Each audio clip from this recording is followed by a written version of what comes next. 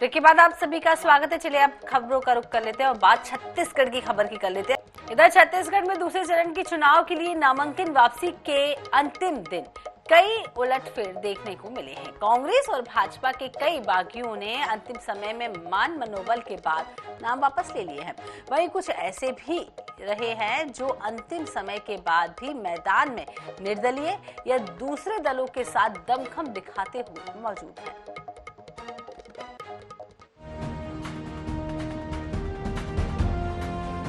छत्तीसगढ़ में नाम वापसी के अंतिम दिन सबसे बड़ा उलटफेर प्रदेश के हाई प्रोफाइल सीट रायपुर दक्षिण में देखने को मिला, जहां एक साथ 25 प्रत्याशियों ने कांग्रेस प्रत्याशी महंत राम सुंदर दास के समर्थन में नाम वापस ले लिया।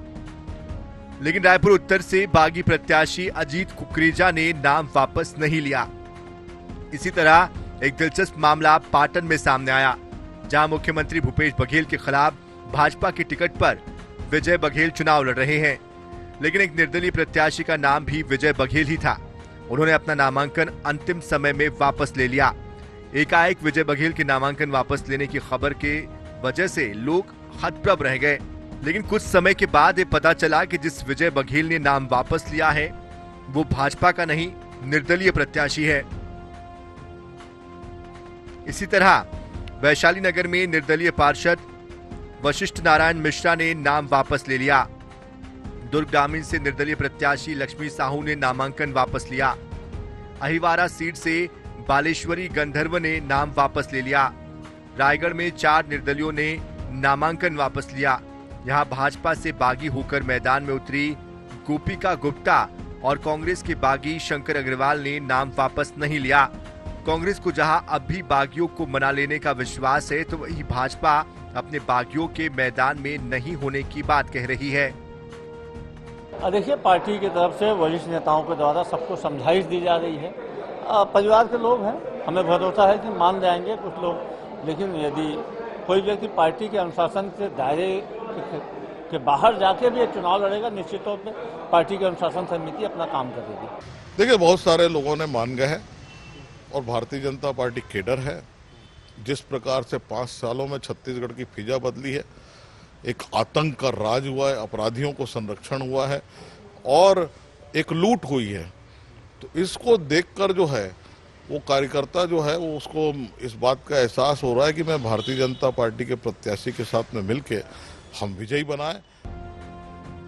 नामांकन वापसी के अंतिम समय तक सियासी दल बागियों को मनाने की कोशिशों में जुटे रहे, लेकिन कई बागी अब भी मैदान में टिके हैं।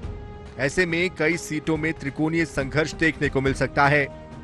बहरहाल नाम वापसी के अंतिम समय में कुछ बागियों के नाम वापस लेकर प्रमुख प्रत्याशियों की चिंता कम जरूर कर दी है। रायपुर से NH 24/7 के लिए गौरव शर्मा की रिपोर्ट। प्रधानमंत्री नरेंद्र मोदी ने कांकेर में विजय संकल्प रैली को संबोधित किया और प्रधानमंत्री मोदी ने कहा है कि छत्तीसगढ़ के निर्माण के लिए राज्य की जनता और भाजपा ने मिलकर काम किया है। जब तक कांग्रेस की सरकार रही, वह यहां भाजपा सरकार से दुश्मनी निकालते रहे हैं, लेकिन हमने फिर भी राज्य के विकास के लिए काम किया है। यह चुनाव सिर्फ एक विधायक या मुख्यमंत्री चुनने के लिए नहीं है, बल्कि यह आपका और आपके बच्चों का भविष्य तय करने का चुनाव है। प्रधानमंत्री ने ऐलान किया है कि मध्य प्रदेश की तरह उनकी सरकार छत्तीसगढ़ में भी हिंदी भाषा में मेडिकल और इंजीनियरिंग कॉलेज की पढ़ाई शुरू कराएगी।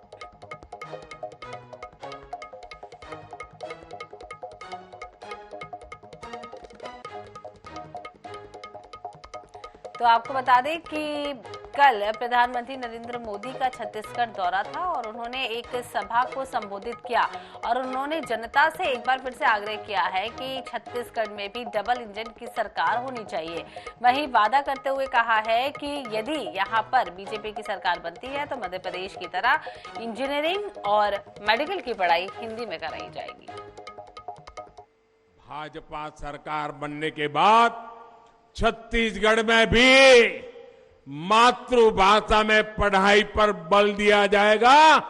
गांव का गरीब की बेटे बेटी भी डॉक्टर बन सकेंगे, इंजीनियर बन सकेंगे।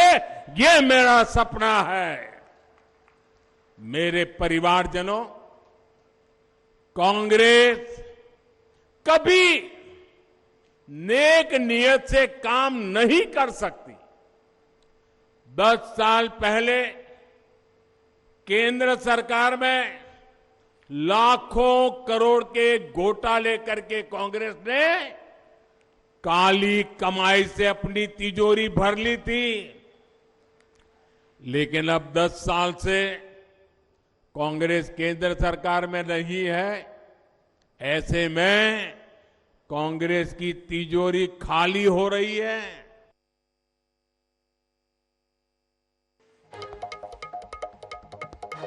इधर प्रधानमंत्री नरेंद्र मोदी ने कांकेर में बीजेपी की विजय संकल्प महारैली को संबोधित किया। प्रधानमंत्री मोदी के संबोधन के दौरान एक दिलचस्प वाकया हुआ। भीड़ में एक बच्ची काफी देर से प्रधानमंत्री की पेंटिंग लहरा रही थी।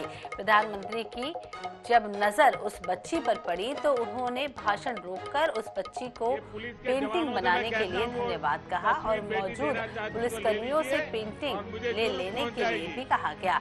मंच से प्रधानमंत्री ने कहा है कि बेटी पेंटिंग के पीछे अपना पता लिख देना, मैं तुमको जरूर चिट्ठी। बेटी, मैंने तुम्हारी ये तस्वीर देखी है, तुम इतना बढ़िया काम करके लाई हो, मैं तुम्हें आशीर्वाद देता हूँ। लेकिन बेटी थक जाओगी, तुम कब से खड़ी हो।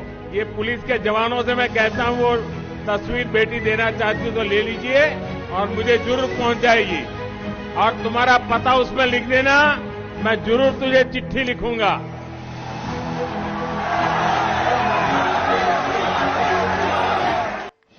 से मैसेज मिल रहा था, हर कोई बात कर रहा था कि मोदी जी आ रहे हैं, यहाँ आ रहे, तो मैंने सोचा कि चलो आज मोदी जी से मिल के रहूंगी। अच्छा, मिल के रहोगी। हाँ। तो आपने उनके लिए क्या बनाया था? मोदी जी क्या बोल रहे थे स्टेज से आपको? मैंने उनके लिए स्केच बनाया था। मोदी जी बोल रहे थे कि आप हाथ नीचे कर लीजिए, मैंने आपका स्केच देख लिया है, मैं आपको चिट्ठी लिखूंगा, आप उस पर एड्रेस लिखिए। तो मोदी जी का चिट्ठी का इंतजार है आपका? हाँ, बहुत है। बहुत इंतजार है। कौन सी क्लास में हो आप? मैं 5th क्लास में हूँ। आप कब से स्केचिंग कर रहे हो? मैं कल रात से चालू की थी। कल रात से चालू की। तो क्या बनाया था आपने स्केच? मैंने मोदी जी की एक पेंटिंग बनाई थी। रायगढ़ विधानसभा सीट पर इस बार भाजपा को ग्रामीण तो कांग्रेस को शहरी वोटरों को साधने के लिए खासी मशक्कत करनी पड़ रही है। पिछले चुनावों में भाजपा को जहां शहर से तो वहीं कांग्रेस को ग्रामीण इलाकों से ही लीड मिलती रही है। ऐसे में दोनों ही पार्टियों के प्रत्याशी कमजोर जगहों पर फोकस करते हुए धुआंधार जनसंपर्क कर रहे हैं।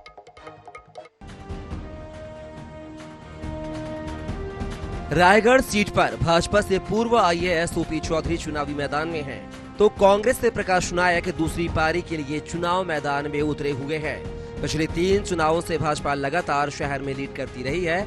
शहरी क्षेत्र में तकरीबन 90,000 वोटर हैं। 2018 के चुनाव में भाजपा को शहर के 48 वार्डों को मिलाकर 7,000 की लीड मिली थी, जबकि 2013 में भाजपा 9,000 से बहुमत पर थी। लेकिन भाजपा को पिछले चुनाव में गांवों से कम वोट मिले थे, जबकि कांग्रेस ने ग्रामीण इलाकों से 15,000 वोटों से लीड की थी। ऐसे में भाजपा ने पूरा फोकस ग्रामीण इलाकों में किया है। इधर पूर्वांचल क्षेत्र कांग्रेस का गढ़ रहा है और कांग्रेस प्रत्याशी स्वयं ग्रामीण इलाके के हैं। ऐसे में शहरी वोटरों को साधना कांग्रेस के लिए चुनौती है, लिहाजा कांग्रेस शहर में लगातार जनसंपर्क कर रही है। दोनों ही पार्टियां धुआंधार प्रचार के बीच जीत का दावा कर रही हैं। रायगढ़ विधानसभा क्षेत्र में OP चौधरी जी को जब से भारतीय जनता पार्टी ने प्रत्याशी घोषित किया है, एक योग्य, ईमानदार और कर्मठ व्यक्ति का चयन किया गया है। जितना हम लोगों को शहरी क्षेत्रों में समर्थन मिल रहा है, व्यापक जन समर्थन मिल रहा है, नगर निगम के द्वारा कोई काम नहीं किया गया, सब लोगों को OP चौधरी से उम्मीद है।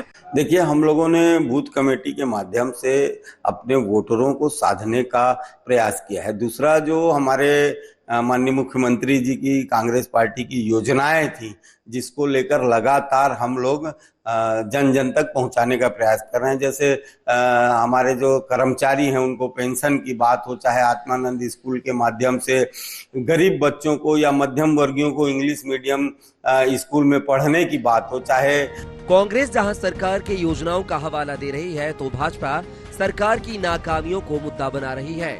जीत का दावा दोनों ही दल कर रहे हैं, लेकिन जीत तो किसी एक की ही होगी। अब यह जनता पर है कि वह जीत का सेहरा किसे पहनाती है। रायगढ़ से INS 24/7 के लिए अमित गुप्ता की रिपोर्ट। छत्तीसगढ़ के विधानसभा चुनाव में कांग्रेस लगातार अलग अलग वर्ग के हितों में घोषणाएं कर रही है।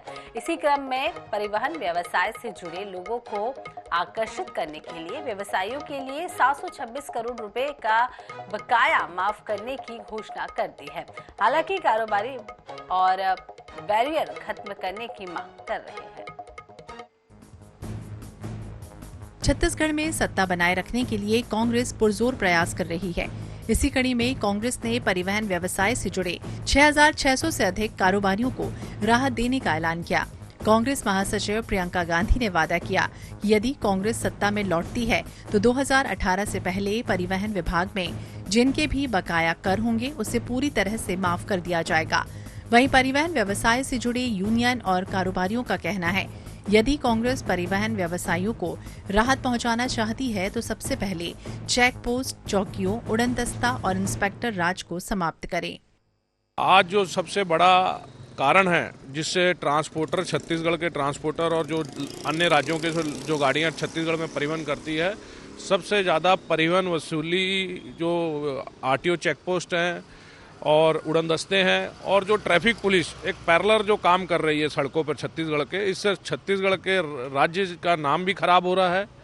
अगर घोषणा पत्र में लेना है तो परिवहन चेक पोस्ट को बंद करने का और सड़कों से वसूली जो हो रही है इसे सरकार इस पे घोषणा पत्र में ले कि इसे पूर्णतः बंद कराएंगे। अभी आप गाड़ी सड़क में बिना रोड टैक्स के पटाए सड़क पे चल नहीं सकते और इनके आरटीओ के चेक पोस्ट जगह जगह लगे हुए हैं। बाकायदा वो एंट्री करके ही ये सारी चीजों को देखते हैं, सारा चीज ऑनलाइन है। 2018 से पहले का टैक्स माफ करना एक बहुत बड़ा धोखा है और भाजपा के शासनकाल में हुआ करता था वही अब कांग्रेस के शासनकाल में वही एंट्री और वही चेक पोस्ट पे जो चीजें चल रही है कि ट्रक मालिकों से एंट्री, महीने का एंट्री लीजिए, तो ये सारी चीजें पर रोक लगानी चाहिए। परिवहन व्यवसायी कांग्रेस की घोषणा को अपने लिए ज्यादा फायदेमंद नहीं मान रहे। वो बैरियर खत्म कराना चाह रहे हैं। अब देखना ये होगा कि उनकी इस मांग पर राजनीतिक दलों का क्या रुख रहता है। INS 24/7 के लिए रायपुर से मनोज नायक की रिपोर्ट। रायपुर में सुमित ग्रुप हमेशा नए नए ऑफर और स्कीम प्राइस को लेकर मार्केट में आता है। सुमित ग्रुप ने पहली बार ग्राहकों के लिए 10 करोड़ का उपहार योजना रखी है। इस ऑफर के तहत सुमित ग्रुप के संस्थानों में 15 से 29 अक्टूबर तक शॉपिंग करने वाले ग्राहकों को कूपन दिया जाएगा, जिसके तहत सरोना स्थित शुभम के मार्ट में 2 नवंबर को मिनी ड्रॉ का आयोजन किया गया है, जिसमें लकी ड्रॉ के तहत सुमित ग्रुप के ग्राहकों को travel duffel bags, travel suitcase, gold coins, Ola S1 bike और टाटा नेक्सन कार दी गई है। इस मिनी ड्रॉ की लकी विनर सुषमा जैन को कूपन नंबर 35757 के तहत टाटा नेक्सन कार दी गई है। डायरेक्टर अशोक काकरिया। सुमित ग्रुप ने 10 करोड़ के उपहार ऑफर स्कीम चालू की है, जिसका पहला मिनी ड्रॉ आज संपन्न होने जा रहा है। इसके अंदर प्रथम पुरस्कार के रूप में टाटा निक्सन कार है, 2 ओला बाइक है और अन्य ढेर सारे उपहार हैं, जिसकी घोषणा आज की जाएगी।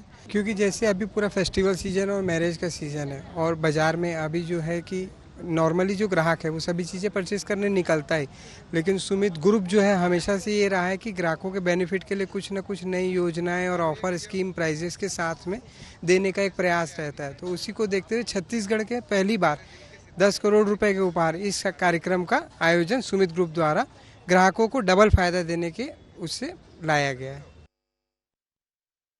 इस बुलेटिन में फिलहाल इतना ही। देखते रहे INS 24/7। नमस्कार।